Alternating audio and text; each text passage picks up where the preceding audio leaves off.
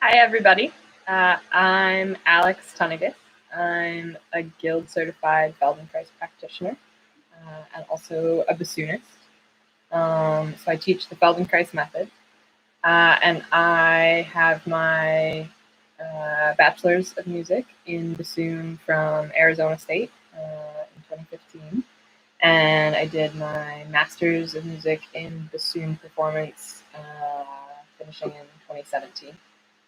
In Indiana. So I'm really glad to be here to talk with you all. Unfortunately, I'm not available when your class meets on Tuesdays. So we decided to do an asynchronous thing like this. So you'll have this recording, and it works great because then you can do the recording as many times as you like, and you can pause it in the middle. And then afterwards, you'll have a chance to submit questions. So if you have questions, you can jot a little note to yourself, and then I can record another video to answer all of your questions. And I'll also have a couple handouts for you that'll have just kind of an overview of what Feldenkrais is, and also my contact info, so you can feel free to reach out. Yeah, so the Feldenkrais method is in the field of somatics. So soma basically means body. And so somatics is like mind-body practices, basically. So it's a pretty broad category, kind of similar to the realm of yoga, would maybe be included in somatics. You might also be familiar with Alexander technique, which is similar to Feldenkrais. Alexander and Feldenkrais knew each other, and the Feldenkrais method was definitely influenced a lot by Alexander technique. So I'll talk just a little bit and explain a little bit more about the method, and then we'll do a lesson, and you'll get to try some of it out.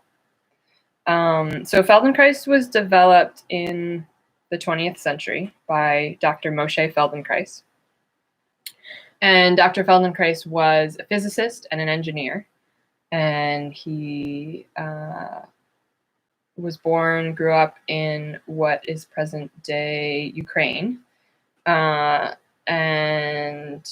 he was Jewish, and he was growing up around the time of World War I, and so he fled by himself as a child to Palestine, and his life story is fascinating and long, but he went on to study physics and engineering at the Sorbonne Institute in the Curie lab. And along the way, he developed a knee injury from playing soccer. And so he started to use what he knew of martial arts. He was also a martial arts expert. He was one of the first to bring judo to the not to the United States, but to the Western world, to Europe. So he started using what he knew about physics and what he knew about martial arts and what he knew about human learning to develop this method for how we can learn to use our bodies better, basically. So in Feldenkrais, we're mostly interested in learning, and we're interested in the nervous system.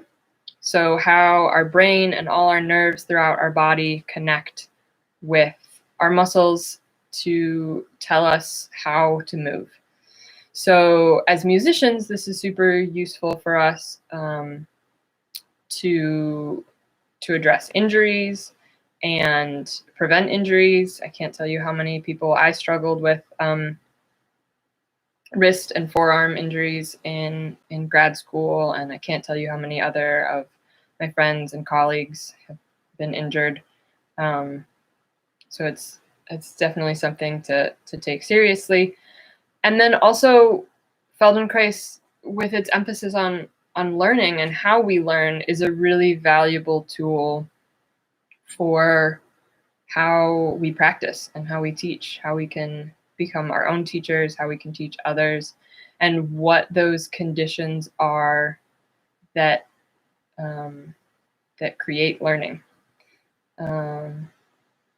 So we'll play with that a little bit, and you can experience it firsthand and extrapolate some of those ideas to use in your own practice time and your own teaching. And I have an article that I'll send you as well that talks about some of those ideas. Great. So for the lesson, find a spot that you can lie on the floor comfortably and have a little bit of space. Carpet's great.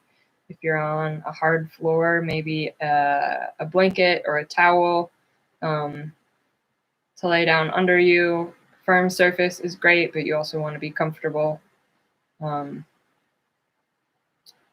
a little bit of room to move about. You don't need to look at the screen, so you can have your computer or your phone just on the floor beside you. You'll just need to be able to hear my voice.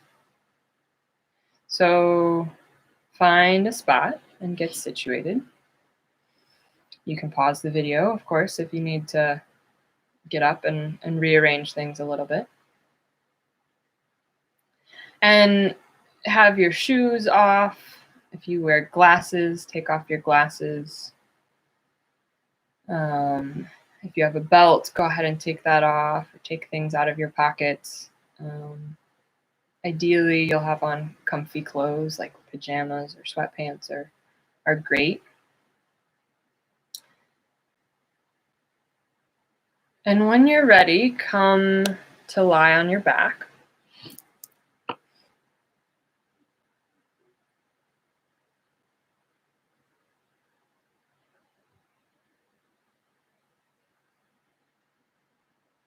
And just start to sense yourself on the floor.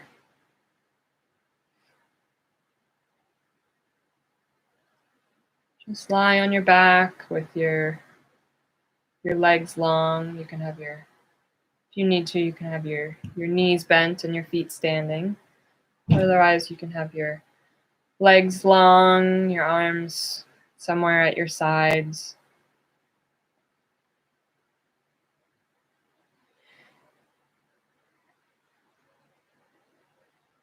And we use this as a reference point. So start to sense how you make contact with the floor.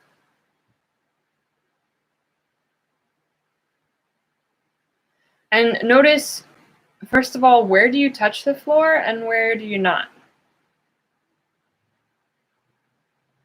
Right? We're not meant to be completely flat. Our spines have curves, and that's normal and healthy.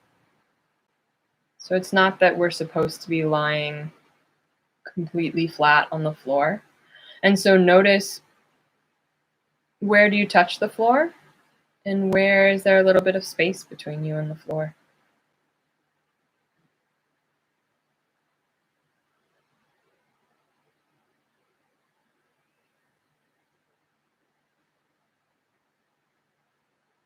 Start to sense your right heel. Feel how your right heel makes contact with the floor. And then start to sense up your right leg, your right calf. So maybe you feel behind your ankle there's a little bit of space. Maybe your heel rests on the floor, and then maybe there's a little bit of space behind your ankle.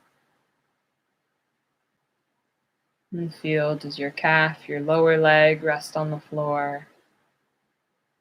Maybe there's a little space behind your knee. Feel your upper leg.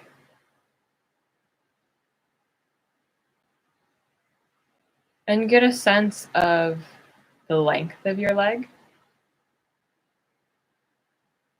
And notice, where do you measure that from? Do you measure from your heel to your hip? Do you measure from the tip of your big toe to your waistline? Where in your mind does your leg begin and end?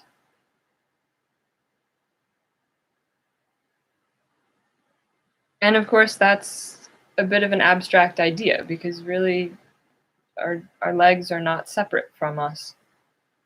They're a part of our whole being. And it's really just linguistically that we separate them. So get a sense of that leg. And maybe notice too, where on the back of your heel is your heel resting? Where is your big toe pointing? Is it pointing straight at the ceiling? Is it pointing out to the side a little bit?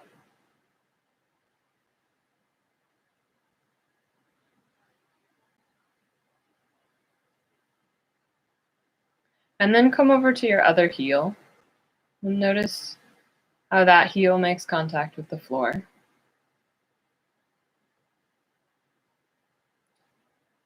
And notice where that big toe is pointing. And feel the angle of that foot. Is your foot pointed out to the side? Is it pointed towards the ceiling?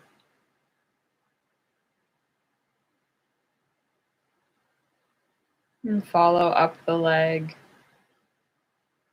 Does this leg feel heavier than your other leg or lighter? Does it feel bigger? Does it feel more clear or less clear?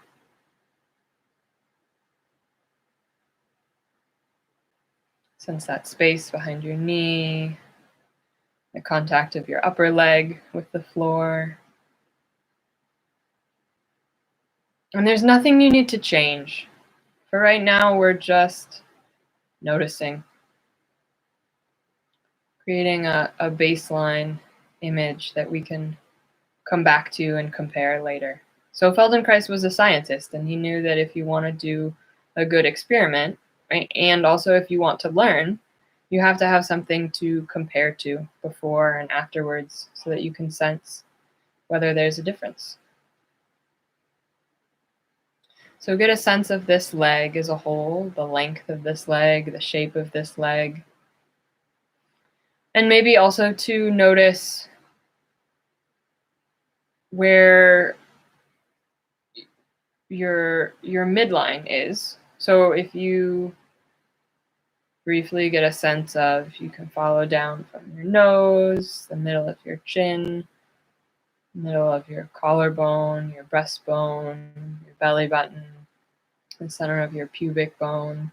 And if you extend that leg down in that line down into between your feet, which leg is closer to your midline? So which leg is more below you if you were standing? And which leg is a little more out to the side?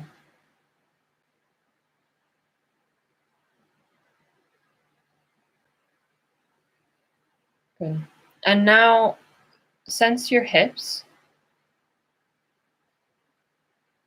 So feel how one hip rests on the floor. What's the weight of that hip?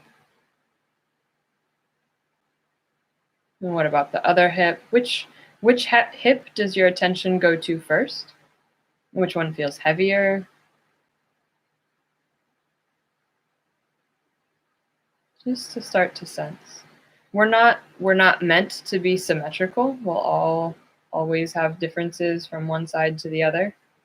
We're not anatomically symmetrical, and we certainly don't use ourselves symmetrically. And that's not something that's even unique to musicians. All of us, whether we write more with one hand or the other, or depending on what we do as hobbies or as our career or any of those kinds of things, just how we use ourselves in our daily life affects differences from one side to the other. So just notice those. They're not something to fix. And come to the base of your tailbone. And start to follow your tailbone up through, so your tailbone is in the center of your pelvis. And follow that up through your spine. So feel along your spine, feel your low back and feel that the curve of your low back. So does your back come away from the floor a little bit? And that's normal and healthy. And feel where your spine starts to come back to the floor. Where do you feel your back pressing on the floor a little bit more clearly? And trace along through your mid-back and your upper back, between your shoulder blades. Sense the base of your neck.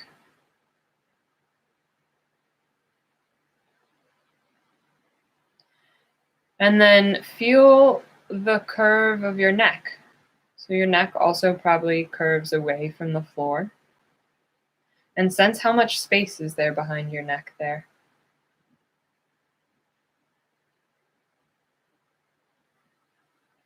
And feel your spine goes all the way to the base of your skull. So you can imagine that your spine comes all the way to in between your ears. And sense that whole shape of your spine from the tip of your tailbone to your head. And sense where the back of your head rests on the floor.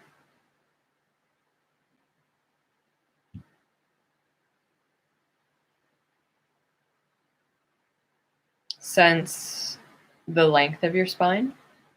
So the curves and the shape of your spine, and also the length of your spine. And then come to feel your shoulder blades resting on the floor. Notice, does one shoulder blade feel different than the other? Maybe one's flatter, maybe one pokes into the floor a little bit more. Just to notice. And start to feel one arm. Feel where that arm rests on the floor.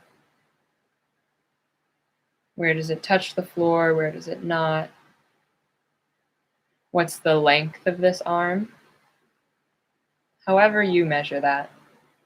And it's not to be able to say how many inches long your arm is, but just to get a sense of how does it feel to you. And even if one arm feels longer than the other, but it wouldn't be a measurable difference, that's still useful information.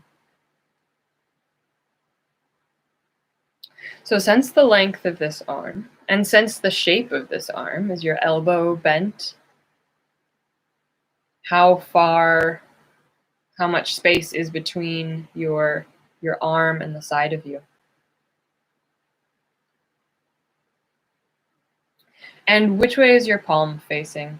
Does your palm face towards the ceiling, towards the floor, towards your body? However that is for you. And come over to the other arm, maybe start at your shoulder blade and feel down from there. Getting a sense of the shape of this arm, the length of this arm, its contact with the floor. In which way is your palm oriented?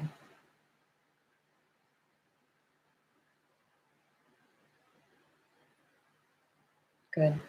So now we have 5 lines. So you have the 2 lines of your legs, and the 2 lines of your arms, and the line of your spine, your center. And imagine as if this were a stick figure drawing of yourself. And see if you can sense that whole picture at once. Can you sense all 5 lines? And then leave that.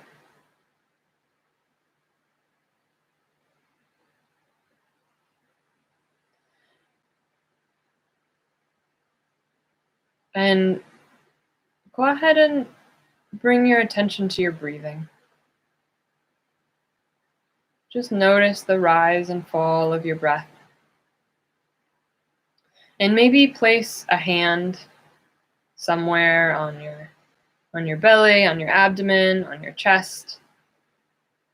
Somewhere where your hand can just help you feel the movement of your breath.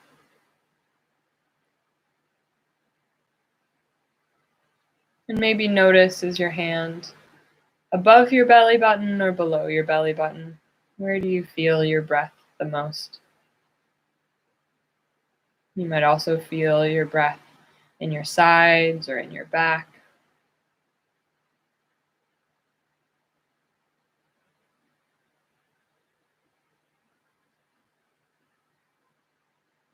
And let that go. So this is your lesson. So you do whatever you need to take care of yourself. If you need a pad behind your head, if you feel like your head would be more comfortable raised a little bit, you can fold up a towel, sort of like this. You can have a folded towel and just place that under your head.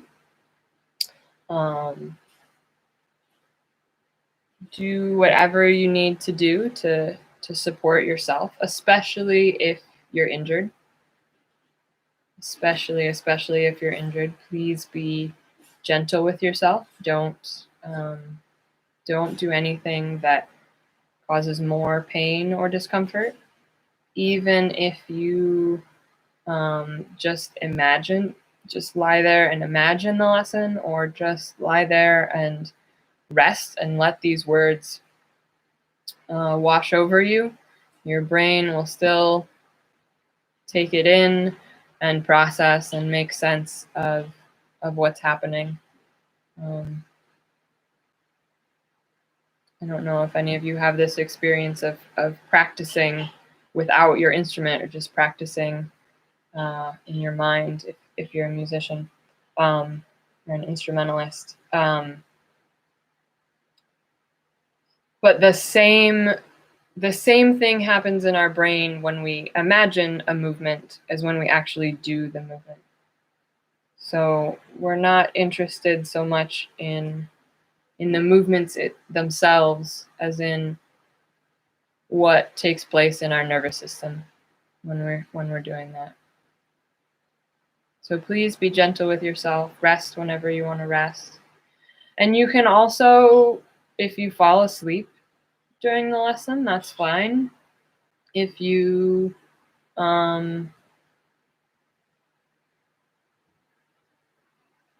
if it gets to feel like a lot and you want to stop halfway through and come back and do it again later. I've taken to doing that a lot lately with lessons. The first time I do them, I maybe just get halfway through, and then I come back and I do it again and I get a little more way through, and each time that I do the lesson again, I get a lot more out of it.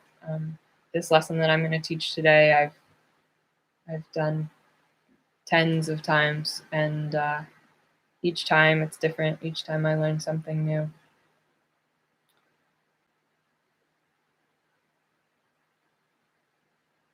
So you do what you need to take care of yourself. So bend your knees and stand your feet. So you'll have the soles of your feet resting on the floor, and your knees will be bent, oriented towards the ceiling. And have your feet maybe hip width apart or so, or a little bit more. Not right next to each other. So there's a little bit of space in between your feet and between your legs. And then leave your left leg where it is, and bring your right leg to cross over your left leg. So like you're sitting cross-legged in a chair. And have it so that your knees are together. Your knees are touching. So your right knee is crossed over your left knee. And from here, begin to tilt your knees a little bit to the right. Just a little bit, just where you go easily, comfortably. And do that a few times. Play with this movement. And it's a simple movement, but there's also a lot to feel of how do your knees tilt and what happens to the weight as it shifts. How does the weight shift on your left foot?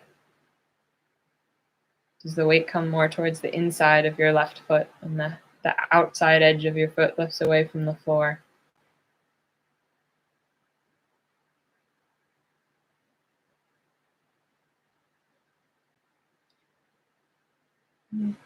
Feel where you can reduce the effort. So in between each time that you tilt your knees, pause and take a breath. Ideally, or hopefully you're breathing as you move. It's helpful. It's great to be able to breathe and move at the same time. It's not always easy, but if you can slow it down in a way that you can breathe easily, that's great.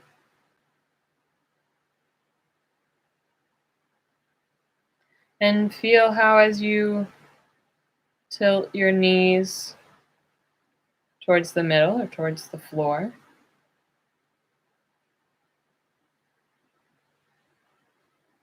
that your pelvis starts to tilt a little bit too. And feel how does that movement travel up through you? So maybe your hips start to tilt a little bit. Maybe you feel something through your back. But really you're just tilting your knees to the right and coming back to neutral, pausing. Just simple. Good. Leave that, uncross your legs, and lengthen your legs on the floor, and just rest for a moment. Just sense yourself on the floor. Observe your breathing.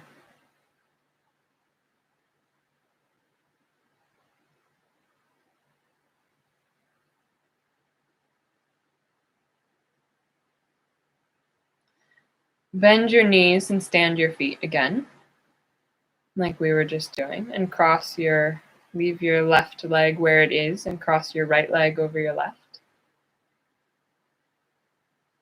And begin to tilt your knees towards the right. Just as much as they go easily. There's no one watching, there's no grades or evaluations. It's not a performance. This is for you to feel and to play. And feel as you tilt your knees to the right, what happens in your head. Maybe nothing, maybe something. What happens in your neck? What happens in your chest or in between your shoulder blades? Does your chin move at all? There's nothing that needs to happen. There's nothing you need to make happen. Just asking the questions creates a change in your brain.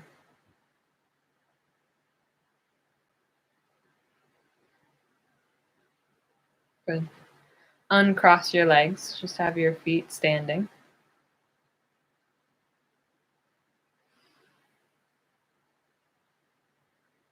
And come back to your breathing.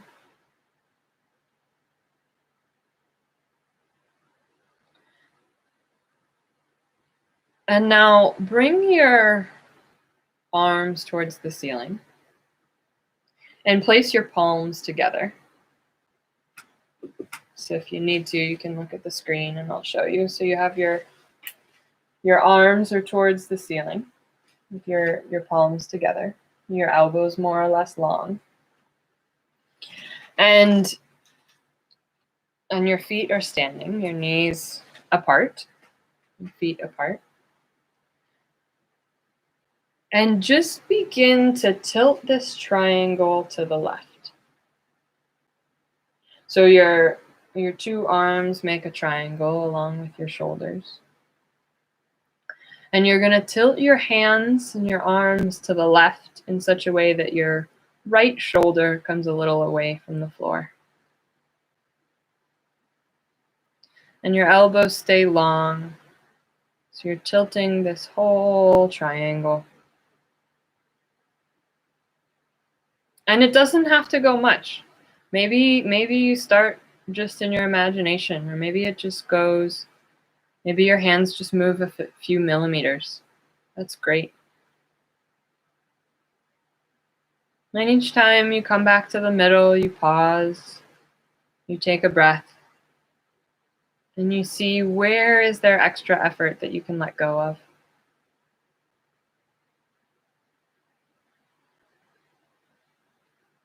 And you tilt your arms to the left.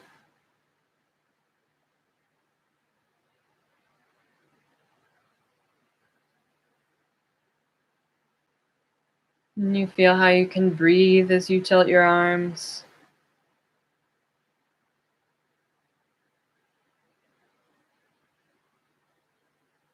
And feel where you can soften in your chest.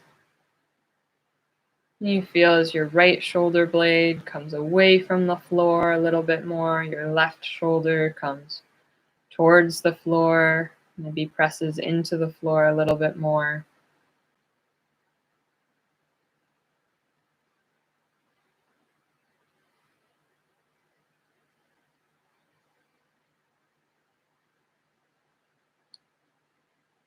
Good. Leave that, bring your arms down, rest for a moment.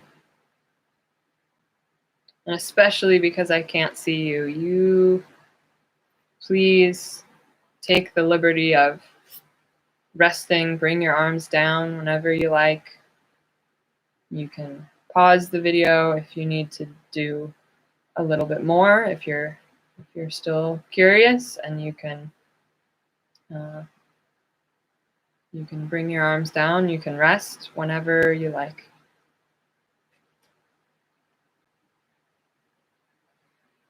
When you're ready, have your knees bent and your feet standing. Bring your arms together in front of you with your palms together. Your arms, so your hands are pointing towards the ceiling, your fingers are pointing towards the ceiling. And your two arms make this shape of a triangle. And begin to tilt your arms to the left, like we've been doing. And this time, with your eyes, look at your hands. So your eyes just follow your hands. It doesn't need to be much, doesn't need to be a big movement. You just follow your hands with your eyes as they go to the left. And come back to the middle. Notice if that changes it at all. And then bring your arms down and rest. Feeling your breathing.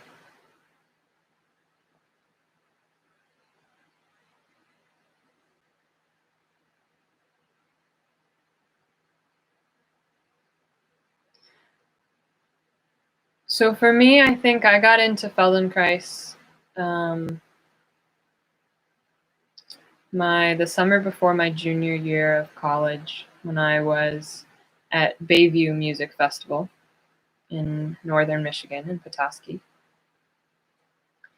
And I figured this is great. Music's a competitive field. I should do everything I can to be a better musician. And it did help me become a better musician. And later, when I struggled with injuries, it was very valuable. And I think even more so now that I'm not in school and I have a little bit more space to be away from my bassoon, my bassoon playing has improved even more. Excuse me.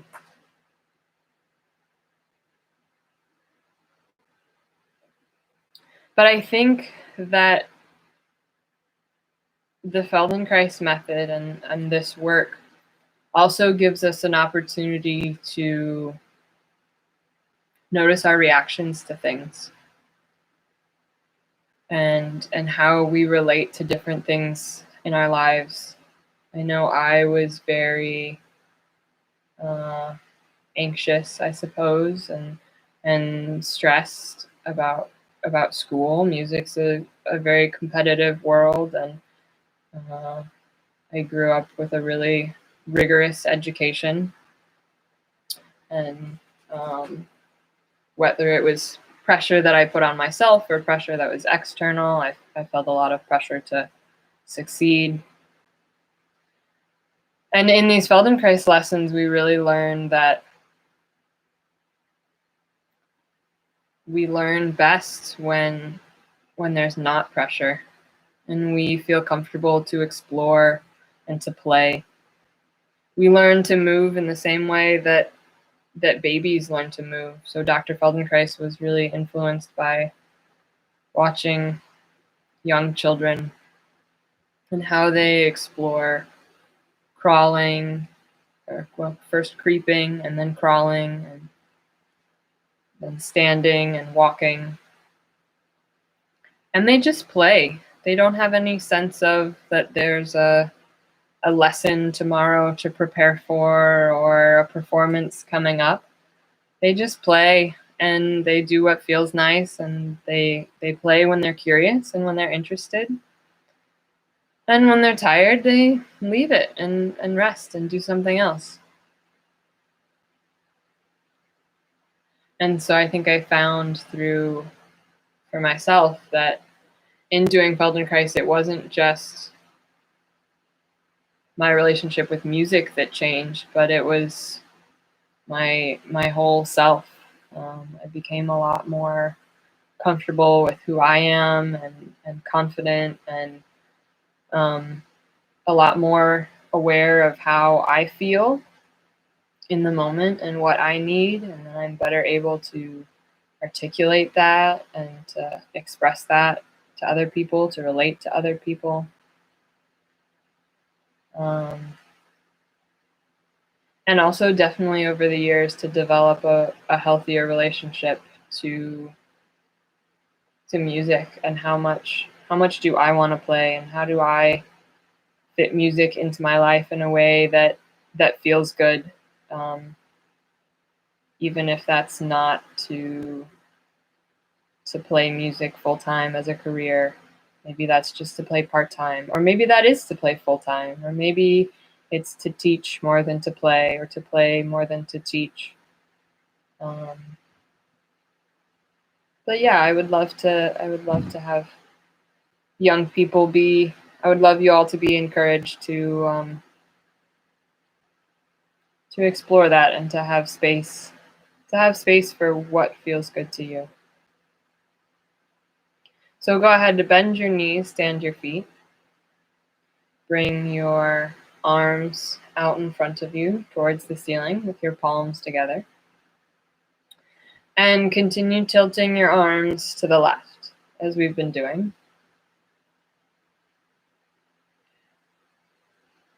And follow your hands with your eyes. Do that once or twice, see how that is. And now pause for a moment in the middle And as your hands tilt to the left, allow your head to turn to the right a little bit. And your head only turns as much as your hands do, as much as your arms do. Then you come back to the middle, and you pause and take a breath, and then do it again. So your arms and your head are both turning, and they're turning the same amount, just in opposite directions.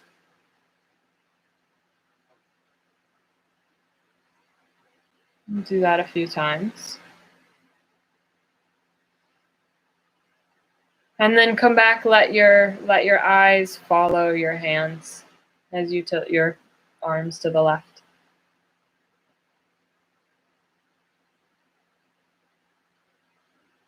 Beautiful. Good. Bring your arms down, rest for a moment.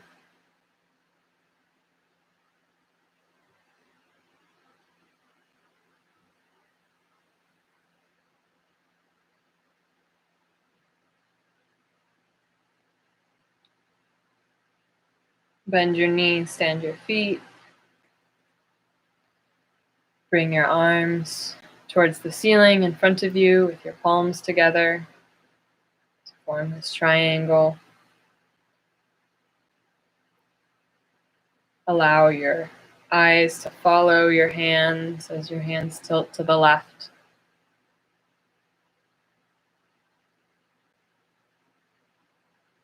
And now pause in the middle.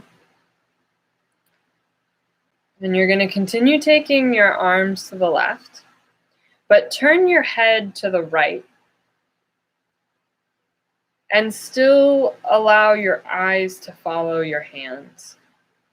So your eyes are going to the left, following your hands, and just your head turns to the right. And if you need to, slow that down, make it smaller. It's not something most of us are used to doing, but it's a fun way to play with it and to experiment. And so see what that's like.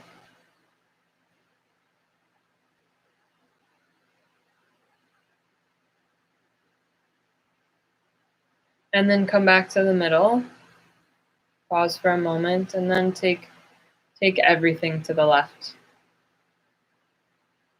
Your eyes, your head, your arms, your shoulders. Just feel how that is now. Sense your breathing. Good. Bring your arms down.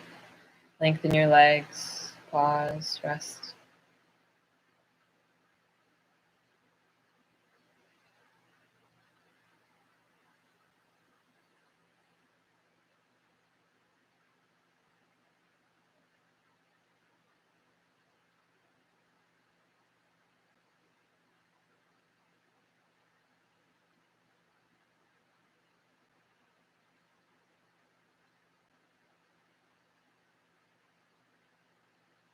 Bend your knees, stand your feet.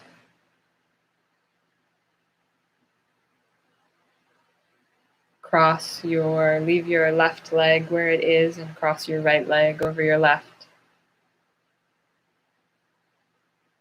And tilt your knees to the right. And just notice how far you go. Or is it a little bit easier or a little bit smoother?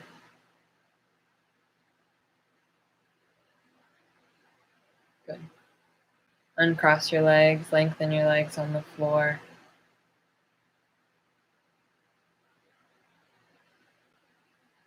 Sense your breathing. Sense these 5 lines again.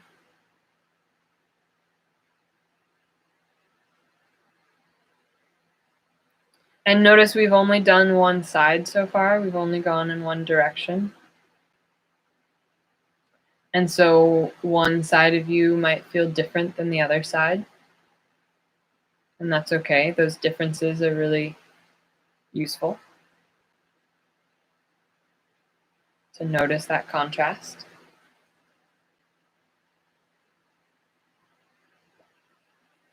Maybe roll your head a little bit. Just roll your head to the left and to the right and just feel where it goes easily.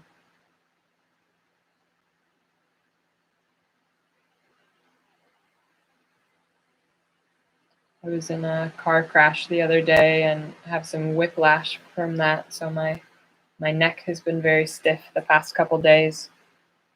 And I've been relearning how to turn my head and how to turn my head with my shoulders and how to turn my head separate from my shoulders.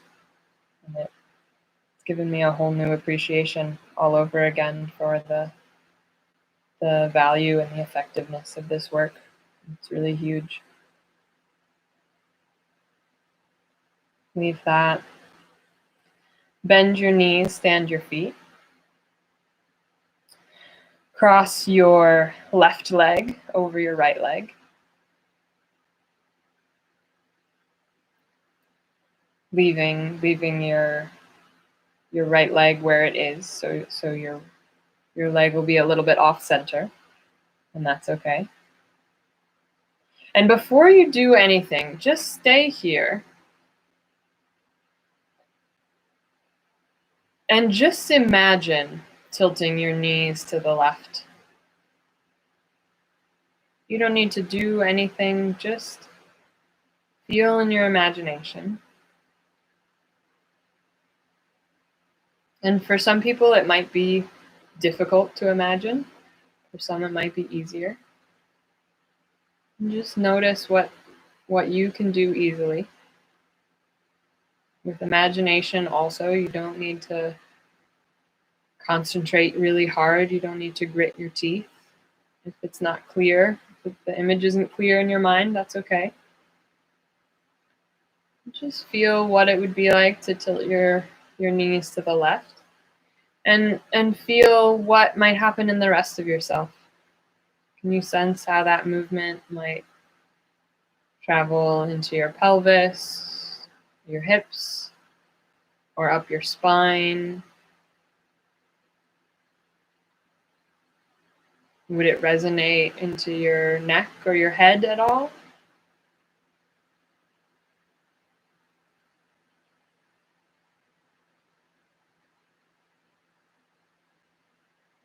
And once you've taken some time to imagine it, go ahead and do the movement. Allow your legs to tilt to the left. And come back to neutral. Pause, breathe. Let go of any extra effort. Feel where you can do less. So the less effort we use, the more sensitive sensitively we can sense things. So our brain is able to pick up on differences a little bit more. We're able to sense a little bit more nuance. So feel where you can make it easier.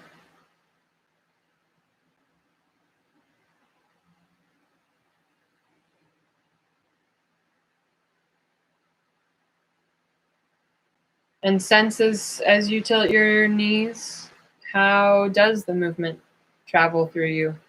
Do you sense it through your back, up your spine? Is there any movement in your chest or your neck or your head? Is that the way you imagined it, or is it different from your imagination?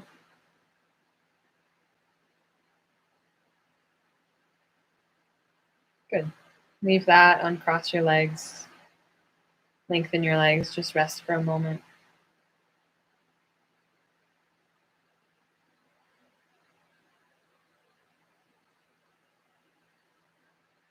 This is a really wonderful lesson because it's so fundamental to so many things that we do. And especially if you're injured, I would encourage you to not start at the place you're having trouble. So if you're having trouble with your neck, maybe do a lesson with your feet or your hips. And I'll send you a link too for some more I have more lesson recordings that you can do at home if you're interested. And you can reach out to me too, and I can give you some ideas or feedback, or you can work with me one-on-one. But if you're having problems with one of your wrists, don't work directly with that wrist at first. Start with the other wrist, the other arm. Sometimes when we go so directly at the problem, it makes us tense up. We get nervous, especially if there's pain. We can become very guarded around that area. So start somewhere else, and the change will become general. Everything will become a little bit easier. Bend your knees, stand your feet. Have your feet wide apart, maybe shoulder width apart. Bring your arms in front of you towards the ceiling with your palms together. And just in your imagination at first, imagine tilting your arms to the right.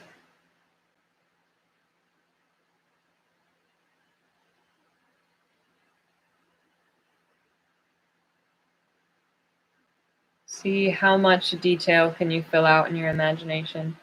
And when you imagine it, do you feel it in your body, or do you just see it in your mind? See if you can feel that throughout yourself.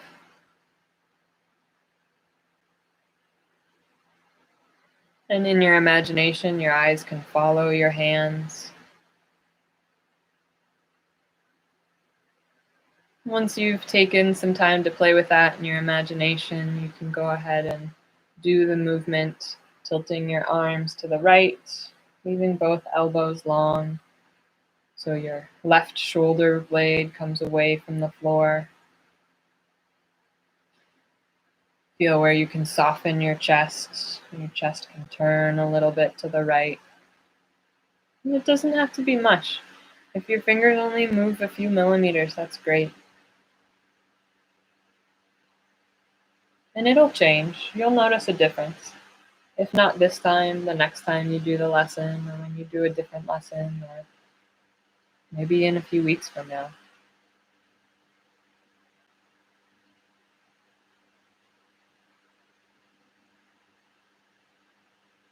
You go ahead and do the movement, letting your arms turn to tilt to the right.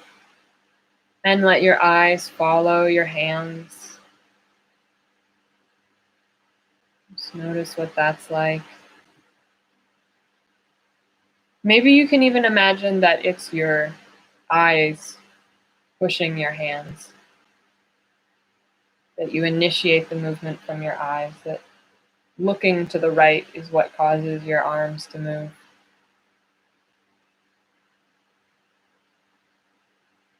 And bring your arms down, pause for a moment.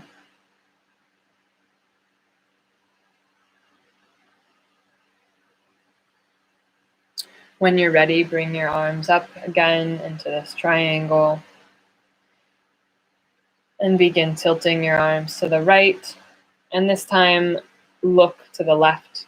Take your head and your eyes to the left.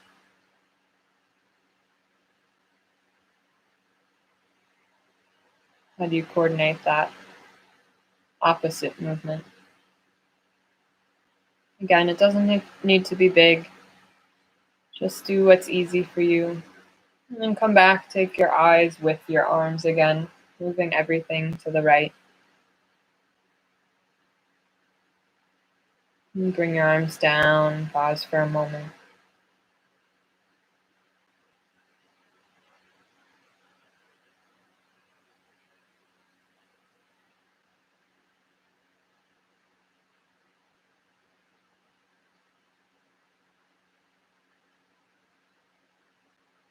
Bring your arms up again with your palms together. Tilt your arms to the right and allow your eyes to follow your hands, but turn your head to the left. So your head's going in the opposite direction, but your eyes still follow your hands.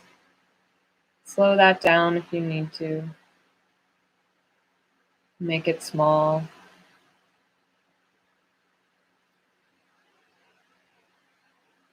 And then come back, take your eyes and your head and your hands, your arms all to the right. Just notice, is that different now? And bring your arms down. Lengthen your legs.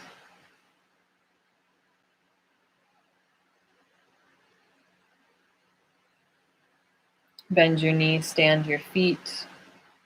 Leave your right leg where it is. Cross your left leg over your right. Just imagine first what it'll be like to tilt your legs to the left.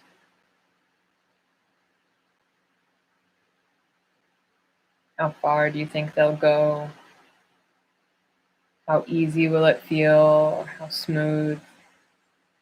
And then go ahead and try that once or twice. And feel that now. Feel how the movement travels through you. Uncross your legs, lengthen your legs on the floor.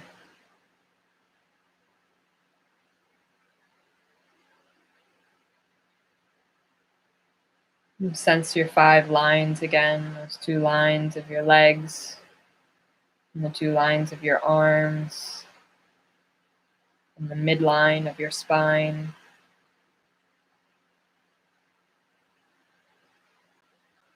Observe your breathing. Place a hand somewhere where you feel your breath. And just feel that for a moment.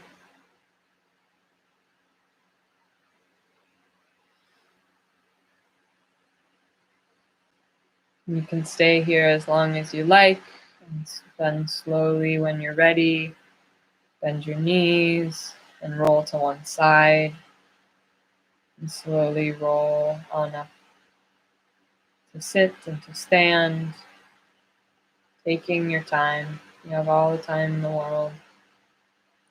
And when you get to standing, come off your mat if you can find a firm surface. And just notice what it's like to stand here for a moment. Feel the weight in your feet. Feel how your skeleton organizes itself over your feet, over that base of support. Feel what it's like to turn and to look around you.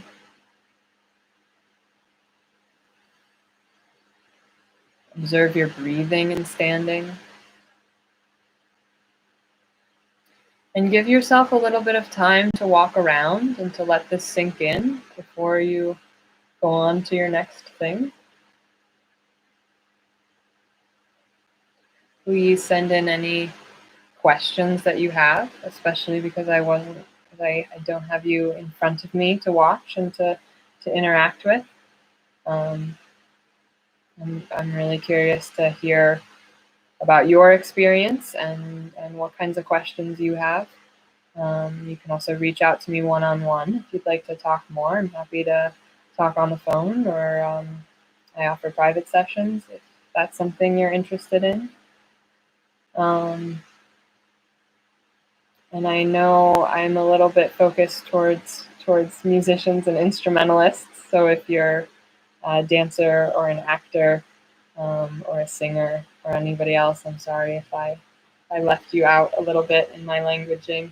It makes it especially difficult when I don't get to see you and talk with you. So thanks for your understanding with that, and thanks for being here and participating. I hope you enjoy.